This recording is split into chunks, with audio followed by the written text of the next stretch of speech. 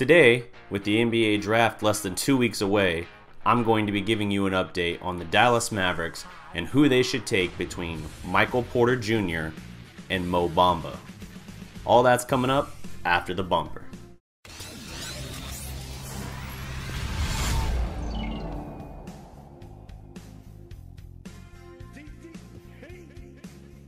Now, if you've been following the Dallas Mavericks at all in recent years, then you know that really they haven't been relevant since the title. When Mark Cuban blew up the 2011 championship team following the finals, we were told to keep the powder dry as the team retooled for the future. Now, they blew up that title team expecting to get guys like Chris Paul, Dwight Howard, Deron Williams, and others. Unfortunately, year in and year out, that continued to fall through. Since that time, the best free agent acquisition the Mavericks have gotten would probably be Chandler Parsons, who they had to overpay to keep Houston from matching. Now, the problem with that, of course, is that Chandler Parsons never really materialized due to health issues into the kind of player you build a foundation around. As a result, the Mavericks were never able to take that next step. Although we did have that one team that irrationally raised some hope in Mavs fans, myself included, f***ing Rajon Rondo. Now, with presumably one final season left for Dirk Nowitzki, the face of the franchise, the entire cornerstone of its historical foundation, there are a lot of questions moving forward. Harrison Barnes is a nice number one option for now, but he doesn't really factor into the long-term plans, however, if you're looking forward. Dennis Smith Jr. last year proved to be a stellar point guard, potentially even a foundational piece for the future, but you have to see how he continues to develop. And as a rookie, he made the rookie second team, so that's not bad considering he was on a team with the third worst record. The question now, as Dallas sits on the number 5 pick in the NBA draft, is how do you continue to build for the future? Dennis Smith Jr. is a very marketable player who you can build around and who will draw some free agent attention. He has a very exciting, some would say sexy, style of play. That will help, but you got to keep building the pieces around him. You're not building with the disillusion that you're a title team next year or even 2 years from now. We're still looking 3, maybe 4 years down the road before they're of any relevance, and that's assuming they still take a lot of very important steps correctly. As such, the Mavericks find themselves with one particular question to ask themselves. And shout out again to my man Eni Nduka, our Mavericks contributor with the Dallas Prospect. Not only did he call months in advance last year that Dennis Smith Jr. was going to be the guy, he's been calling out Michael Porter Jr. for 4 or 5 months. And now that this little groundswell of interest around Porter is starting to really take, I gotta say, man, I'm impressed. Dude knows his draft prospects. Perfect then for him to work for the Dallas Prospect. Here's the thing to me. Both of these guys are phenomenally talented. Mo Bamba, freaking 7'10" wingspan is just the most absurdly insane thing I've ever heard. You're talking about a guy that can be a Rudy Gobert type player, which was all defensive first team last year. I don't know if he won defensive player of the year, but he really should have if he didn't. We're talking about a dude that can give you 3 or 4 blocks a game, who can rebound, and who can run the rim. Huh, that kind of sounds like a Tyson Chandler. Interesting. And the guy's got some range to his game. He can actually shoot. That's something we didn't have with Tyson Chandler. Or the failed Nerlens Noel experiment. So man, I see the appeal there. Add in the fact that people look at Porter Jr. and see him coming off a back injury that basically caused him to miss all of his time at Mizzou, and people don't understand why Dallas would bank on a guy like that. You're talking about a kid that young who already had to have back surgery. And I get it. I mean, I do. I really do. But here's the thing. Dallas is so early in this rebuild that when they finally started acknowledging it as a rebuild, you could really say last year was the first time they admitted, well, first of all, of course, Cuban talks about tanking on the Dr. J podcast, but really, I mean, they've needed to do this for several years, and they've stubbornly held on and just held in to that mediocre, barely making playoffs, if at all. They haven't won a playoff series since they won the title in 2011. That's pitiful, and Dirk deserved so much better than that down the stretch, but I digress. The fact of the matter is, Dallas is so early in this official rebuilding period now, there's no reason for them not to swing for the fences. Mo Bamba, if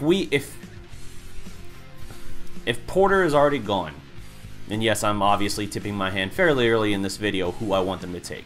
If Porter Jr. is already gone at 5, I want Mo Bamba. Assuming he hasn't already gone off the board as well. Who knows? He could. Both of these guys could elevate because they both look like tremendous potential players. But here's the thing. As I said before, Mo Bamba's ceiling might be a Rudy Gobert. I also think he might have a higher potential for busting than Porter Jr. But, again, until we know for sure about the back, that's debatable. But if we're talking a ceiling of Rudy Gobert, what's the ceiling for Michael Porter Jr. again? Oh, that's right, a generational player, and Kevin Durant. Let me get my hand in frame here. It's not the same. It's not. Like, you're early enough in a rebuild period. What was the comp last year for Dennis Smith Jr.? Do you remember it? I do. It was Russell Westbrook. So now you go out and get your comp for Kevin Durant.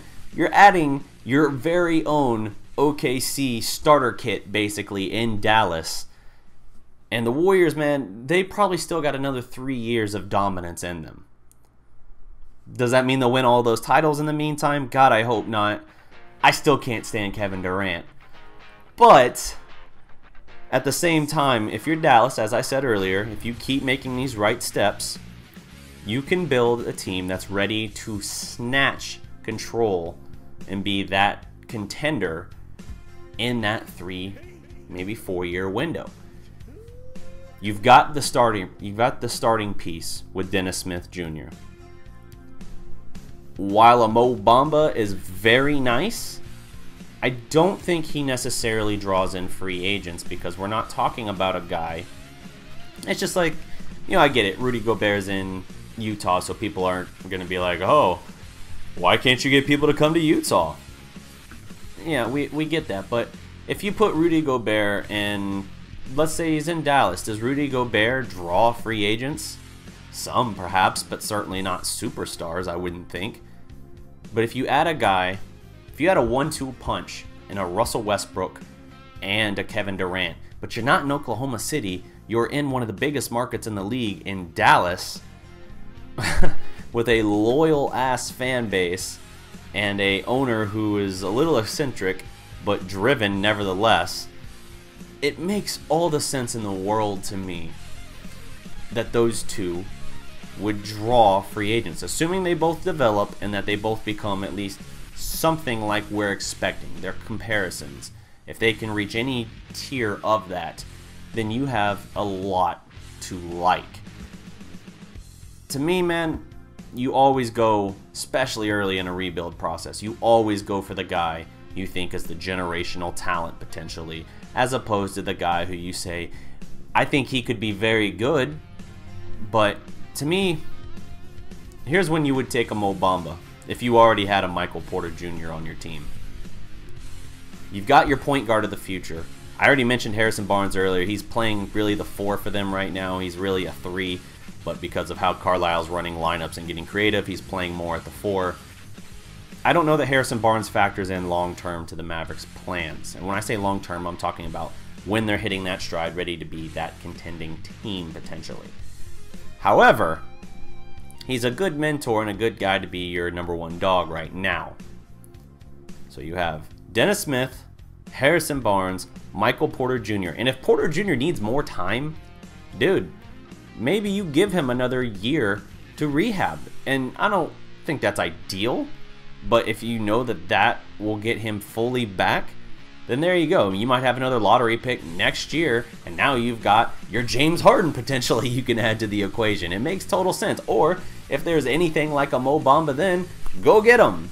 That's how you build your team. If you've already got the Michael Porter Jr., Then you go get the defensive anchor in the Mo Bamba. In OKC's case, that was the Serge Ibaka. It was the same draft, actually, that they got James Harden. But all the same, you make the moves for the scorers and playmakers, and then you focus on your defensive anchor. That's generally how it works. This is a very offensive-driven league. Not quite as bad as the NFL in that regard, but it's still a league where generally if you have a high-powered offense, that's your best bet to win.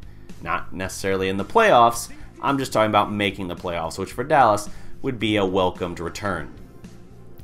All the same, if you're going to make this decision, even with him missing all of last year, if he's healthy, Michael Porter Jr. is a top 3 prospect.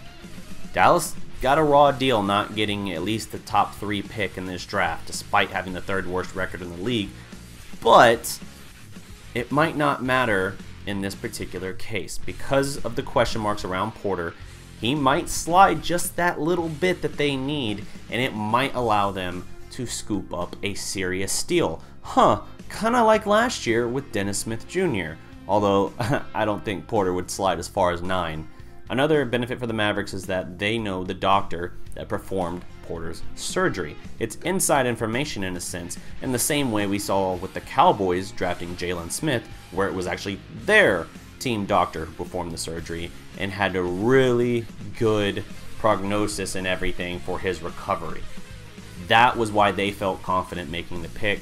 Dallas Mavericks here in this case, they have a similar insight, and you know, they saw his workout this past, I think it was either over the weekend or I think it was last Friday, and all indications were the Mavericks were extremely impressed with Porter Jr. Now they're still going to go work out Mo Bamba as well, and again, if they end up with Mo Bamba, I'm not upset. But for my 2 cents, if I had this decision here, oh, my arm stretches off the screen when I do that. If I had this decision here with Porter and Mo Bamba, both guys on the board, I'm taking Porter, I think 8 or 9 times out of 10. For those who might be wondering about Luka Doncic, I don't think he's going to be there at 5. But he would have, for his comparison is a Manu Ginobili, and that's certainly a generational type player, so I wouldn't mind it, and Carlisle's definitely the kind of coach who can run a 2-point guard lineup, but all the same, I don't think he's going to be there. I think Doncic is going to be somewhere in the top 4 picks. As a result, I think that's part of what helps Porter slide to you, and that's got to be your pick. And if it's not, if you end up with Mo Bamba, all right, I think you're still getting a solid player who can work towards helping you build that foundation, but we're talking then the difference of a big stride, like a full sprinting stride, as opposed to just a nice step forward. Just my 2 cents. If you guys agree with me, disagree with me, let me know in the comments below. I'm going to try and do some more of these Mav videos just in the lead up to the NBA draft. And we're going to have Any back on here as well for a podcast where we do a mock draft before the 2018 NBA draft on June 21st. And then we'll do another follow-up video after that, giving you our analysis on who the Mavericks take and what we think it means for their future. If you like this video, guys, don't forget to like, share, and subscribe. I've been DDP with the Dallas Prospect. And remember, every legend was once a prospect.